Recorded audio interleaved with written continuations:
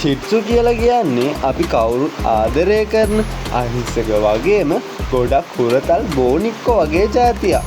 මෙයාලා බ්‍රීඩ් දෙකක එකතුවකින් හැදුණු බව්ව විශේෂයක්. ටිබෙට් ලාමාස්ලා විසින් තමයි මෙයාලව නිර්මාණය කරලා තියෙන්නේ.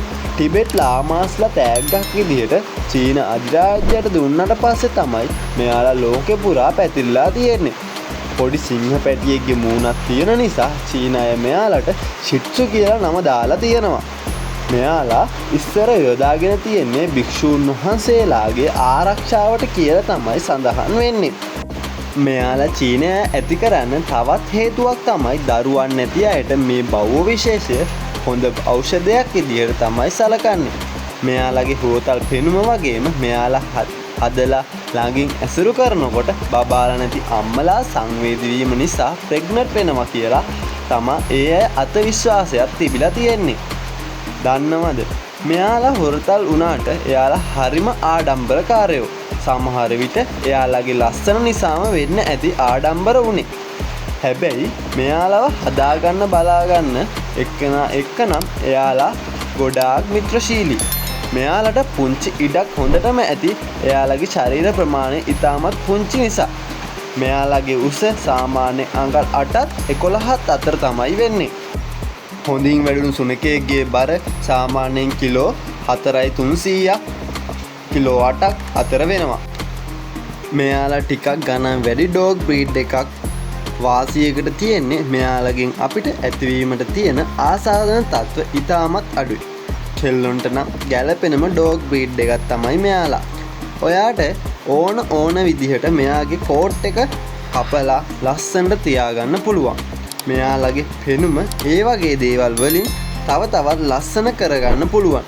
මෙයාලට තියෙනවා ලස්සන ලොකු ඇස් දෙකක්.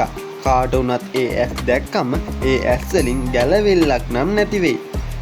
මෙයාලා ගොඩක් කැමති ඔයාගේ ඇසුරෙම ඉන්න. එයාව වඩාගෙන එයාව හොරතල් කරනවට එයාලා ගොඩාක් කැමති. ඔයා මෙච්චර වෙලා බලන් හිටපු රහස තමයි දැන් මම කියන්න යන්නේ.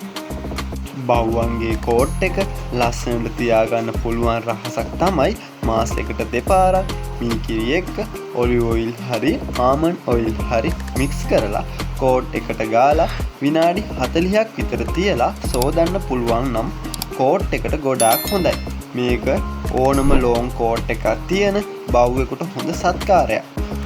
ඔයාගේ තවත් බව්වෝ ඉන්නවා නම් මේක try කරලා බලන්න. සාමාන්‍ය ශිට්සු බව්වේ සතියකට එකපාරක් විතර නාවුවම ඇති. එයාගේ කෝට් එක දිග නිසා ඒවා හොඳින් වේලලා හොඳින් පීරගන්න.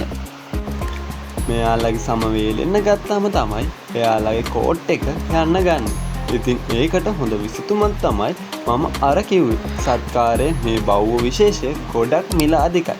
හැබැයි ඉතින් අර ගොඩාක් සල්ලි දීලා ගත්තට වැඩක් නෑ. එයාව ගොඩක් ආදරෙන් බලා ගන්න බැරි නම් මේ බව්ව විශේෂය ගොඩක් ආදරය හොයනවා. ඇත්තටම ළමයෙක් වගේ. ඒ විදිහට ආදරය කරන්න බැරි නම් ශිට්සු බව්වෙක් ගන්න එපා. ඒක තමයි මට කියන්න තියෙන්නේ.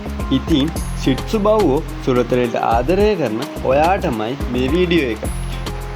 ඔයාලට මේ වගේ අලුත් වීඩියෝ දැනගන්න මාව සබ්ස්ක්‍රයිබ් කරලා තියාගන්න.